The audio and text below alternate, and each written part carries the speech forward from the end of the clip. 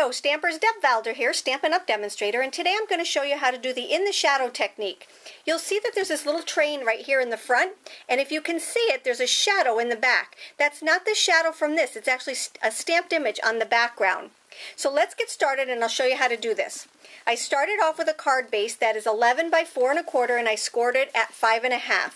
Then I'm going to take my large background stamp, and this one happens to be called World Map, and I'm going to ink it up with my Smoky Slate ink. After I do that, okay, what I'm going to do is I'm going to take and I'm going to lay my cardstock, my card base, with the opening at the top. I'm going to lay that onto my stamped image. Now, if you're small like I am and you can't hold the stamp because it's so large, I just lay the cardstock on there and then add my, my sheet and rub with the flat of my hand with scrap paper so that I don't get my hands dirty and so that the image comes out really good. Okay, you want to press extra hard right here at the top where the seam is, and it should come out just perfect. And it does.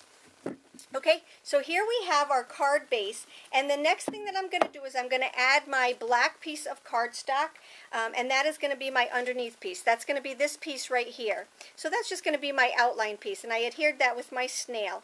The next thing that I need to do is to make my two pieces, which are my shadow piece and then my window sheet. And the reason I'm talking about them together is because they need to be stamped in the exact same spot. So I'm going to take my 3 by 3 piece of white cardstock, and I also have a 3 by 3 piece of window sheet, and I don't know if you can see this or not, but I have a window sheet right here, and that is also 3 by 3. So what I'm going to do is I'm going to take my Stamp-A-Majig. Okay, now what we need to do is we need to take and stamp the train in Smoky Slate onto the white sheet of cardstock. So I'm just going to ink up my train right here, and I'm going to slide it down from the Stamp-A-Majig right onto my piece of cardstock. Okay, now we can set that aside to dry, and the next thing that we're going to do is we're going to do the exact same thing, not with Smoky Slate, but we're going to use StazOn, because you can't stamp on the window sheets with classic ink because it won't dry. So what I need to do is I need to stamp this with my StazOn ink onto my sheet, and I'm running it down the Stamp-A-Majig just like I did the other one, so that when it dries, it will be all set and ready to go. So now here is my train all stamped on the window sheet. I'm going to set that aside to dry, and I actually have one that is already dry, and it doesn't take that long, but it does take a little bit of time. So now I have my white that's stamped with Smoky Slate, and I have my window sheet that is stamped with the black StazOn. Now if I put these one on top of the other, they're going to be in the exact same spot. But what I need to do is I need to just offset them just a little bit. So I'm going to go down and to the right. What I did was I put two layers of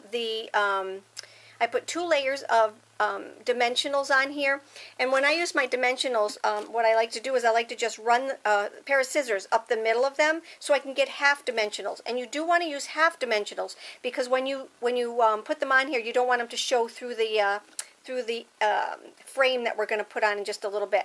So we're just going to put it over and to the right just a little bit, just to show you the image up on top. And it doesn't matter if you can see the dimensionals on the back, because all of this is going to be covered up. Now I have my shadow in the back, and the next thing that I'm going to do is I'm going to adhere that to my sheet, and I think I'll just put this snail right here. Okay, we're going to adhere that to the sheet just like this, and the next thing that we need to do is to add our little frame here. So what I did was I took our framelets, and for this one I'm using the, let's see, it's the 1, 2, 3, 4th and 6th. 4, 5, yeah, the 4th and the 6th. I left the 5th one there. So what I did was I took those two framelets and I just took a scrap piece of paper and I put them onto my gray cardstock, and I just cut them out with the framelets. Okay, after you have your framelets all cut out, I just layered them like this, and then what I did was I just took these apart, and You can use this for another project because that's perfectly square also. But for this one, I wanted the inside piece. And you see how I have it just a little bit bigger? That's why I didn't nest it from this one to the very next one. I skipped up one. Okay, now what I'm going to do is I'm just going to take some mini glue dots and adhere them to each one of the corners. So I'm just going to take a mini glue dot and stick it here, and then take another one, and you're going to do this to all four sides, all four corners, I should say. Okay, and here's your next one. And then you're just going to take and you're going to lay that right over the top, and you'll see how everything just kind of lines up and it covers up all of your dimensionals and all of your other glued things, and you still have that that shadow in the background. And then what I did with this one was I just added a sentiment. You can add a sentiment down here at the bottom. You can add it here like I did. I wanted to go right along the train, and I did that one for Father's Day, but you can also use this stamp set right here, which has it's called "And Many More," and it's got just a menagerie of wonderful sayings in there. This is the Traveler, the other stamp set that I used, and that was the train that I used. And here is the world map stamp. So I hope you enjoyed my post. I hope you learned how to do a new technique. And if you have any questions, just get a hold of me. Take care and have a great day.